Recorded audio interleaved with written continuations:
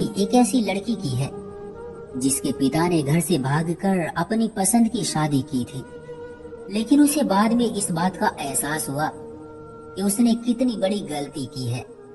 उस लड़की की मां ने अपने जिगर के टुकड़े को किस तरह दरिंदों के सामने कुछ पैसों के लिए फेंका और किस तरह उसे वेश्या बनने पर मजबूर किया, ये जानकर आपकी भी आंखों में आंसू आ जाएंगे।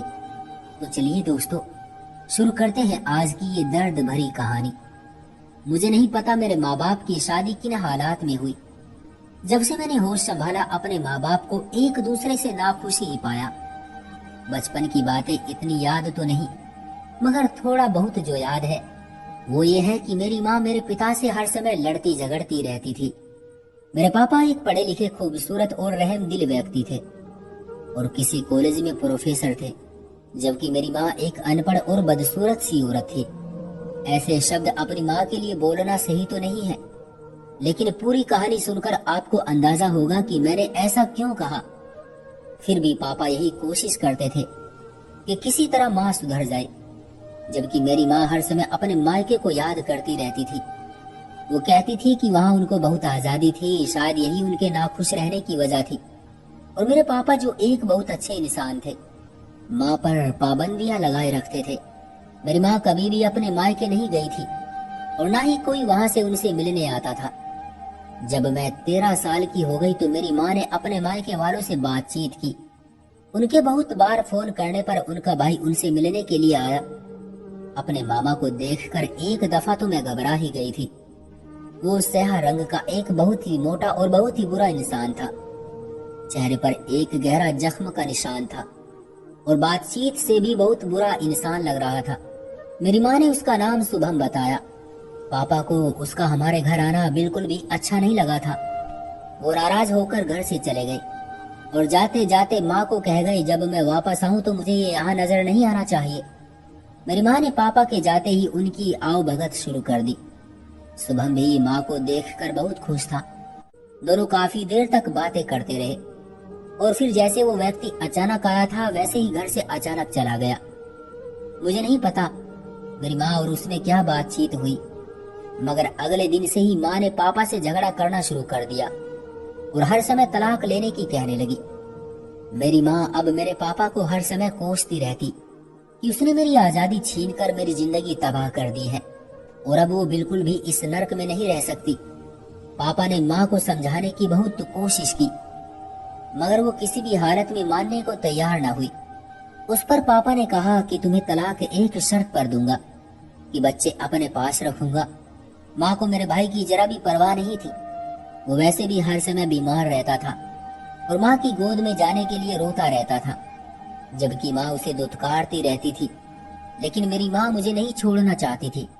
मैं अपने पापा से बहुत प्यार करती थी और वो भी मुझे बहुत चाहते थे। माँ को शायद इस बात का पता था कि मैं हरगिज उनके साथ नहीं जाऊंगी, इसलिए चोरी छुपे शुभम के साथ मिलकर उन्होंने प्लान बनाया और एक रात सबको दूध में नशा मिलाकर पिला दिया। बेहोशी में मुझे इतना याद रहा कि रात को माँ ने शुभम के साथ मिलकर मुझे गाड़ी में बैठाया और फिर चल दिए। अगली सुबह जब मुझे होश आया तो मैं माँ के मायके में थी। अजीब सी जगह और बहुत ही गंदा सा घर था, जो एक बहुत ही पतली और छोटी सी गली में था, जिसमें शुभम की तरह के और बहुत सी औरतें, मर्द और बच्चे मौजूद थे। मैं घबराकर रोने लगी। पापा बहुत याद आ रहे थे।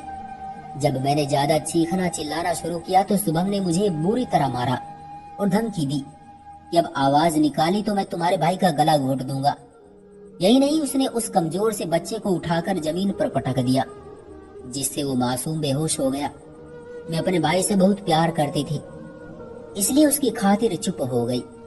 मुझे बहुत हैरत हो रही थी कि मेरी माँ दूर बैठी तमाशा देख रही थी, जैसे उसका हमसे कोई संबंध ही ना हो। मेरी उम्र उस समय कोई 13 या 14 साल होगी। खैर, मुझे अंदाजा हो गया कि माँ का संबंध किस तरह के लोगों से था। ये लोग अपनी बेटियों से धंधा करवाते और उनकी कमाई से ऐश करते थे। मैं अपने रंग और रूप की वजह से उनके लिए एक सोने की चिड़िया थी, इसलिए मेरी वहाँ बहुत देखभाल की जा रही थी। माँ ने मुझे शुभम के हवाले कर दिया और खुद नशा करके पड़ी रहती थी। शुभम मुझे हर तरह के लोगों के पास ले जाता और मेरी कमाई पर ऐश करता।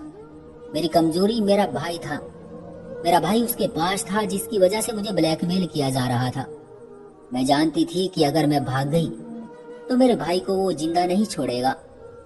वैसे भी शुभम पुलिस और बड़े बड़े आदमियों से संबंध रखता था। ऐसे हालात में मुझे किसी से मदद की कोई उम्मीद नहीं थी। मुझे हैरत थी कि मेरे पापा ने मेरी कोई मदद क्यों नहीं की थी। वो हमें ढूंढते हुए क्यों नहीं आए। मैं इस जिंदगी से बहुत नफरत करने लगी थी और हर समय ऊपर वाले से प्रार्थना करती रहती थी कि मुझे इस नर्क जैसी जिंदगी से छुटकारा दे दे। ऊपर वाले ने मेरी प्रार्थना सुन ली। हुआ यूं कि एक दिन मेरी माँ ने मुझे संदूक से कपड़े निकालने को कहा। मैंने संदूक खोला तो उसमें एक पुरानी सी एल्बम पड़ी थी जिसमें मेरे पापा की तस्वीर थी। मैंने वो तस्वीर निकाल कर छुपा ली और वॉशरूम जाकर उस तस्वीर को देखकर बहुत रोती रही। मेरे आंसुओं से वो तस्वीर भीग गई और उस तस्वीर के भीगने से उस पर लिखा हुआ एक टेलीफोन नंबर सामने आ गया जिसकी स्याही मिट चुकी थी, लेकिन पेन के दबाव से पड़ने वाले निशान अभी बाकी थे। मैंने वो नंबर याद कर लिया और अपने पापा की वो तस्वीर छुपा ली। अब मैं इस इंतजार में रहने लगी कि इस नंबर पर कॉल करूं और देखूं कि आखिर ये किसका नंबर है। एक दिन मुझे मौका मिल ही गया। शुभम एक व्यक्ति को लेकर आया। वो शराब के नशे में धुत था। मेरे पास आते ही वो सो गया। उसका मोबाइल उसके हाथ में था। मैंने वो नंबर मिलाया तो दूसरी तरफ किसी बूढ़ी औरत ने फोन उठाया।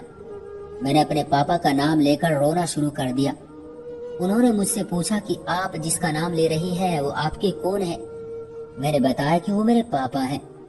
इतने में उस औरत की आवाज भारी सी हो गई और उन्होंने फोन किसी आदमी को दे दिया। उस आदमी ने बड़े प्यार से मुझसे कहा कि बेटी तुम किस जगह हो। मुझे उस जगह के बारे में जितना पता था मैंने बता दिया। उसने मुझसे कहा कि यह बात किसी को पता नहीं चलनी चाहिए कि तुम्हारी हम लोगों से कोई बात हुई है। उसके बाद टेलीफोन बंद हो गया। मुझे डर था अगर सुबह ये बात शुभम को पता चली तो क्या होगा। सुबह होते ही मेरे कमरे का दरवाजा जोर जोर से बजने लगा। मैंने घबराकर दरवाजा खोला तो शुभम और मेरी माँ की दुख भरी शक्ल नजर आई। उन्होंने मुझे जल्दी से पीछे दरवाजे से निकलने को कहा। जैसे ही हम पिछले दरवाजे पर पहुंचे तो गली में पुलिस की गाड़ियां नजर आई। हम वापस पलटे मगर तब तक बहुत देर हो चुकी थी। पुलिस के सिपाही हमारे सर पर पहुंच चुके थे। उन्होंने फौरन मेरी माँ को गिरफ्तार किया और थाने ले गए। वहां पर एक बूढ़ी औरत और एक बूढ़ा आदमी मौजूद था। उनका चेहरा मेरे पापा के जैसे लग रहा था। मैंने रोना शुरू कर दिया। उस औरत ने फौरन मुझे अपने सीने से लगा लिया और मुझे तसल्ली दी। थानेदार ने हमें फौरन उन दोनों के हवाले कर दिया। वो लोग हमें एक आलीशान हवेली में ले आए। हवेली की हर दीवार पर मेरे पापा की जवानी की तस्वीर लगी हुई थी। मेरे पूछने पर उन्होंने बताया कि वो दोनों मेरे दादा दादी थे। मुझे बहुत खुशी हुई कि कोई तो अपना मिला। बाकी की कहानी मुझे बाद में मेरे दादा और दादी ने सुनाई। मेरे पापा एक बहुत अच्छे व्यक्ति थे।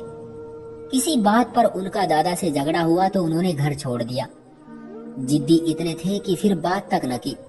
मेरे दादा ने उन्हें बहुत ढूंढा मगर कामयाब न हुए।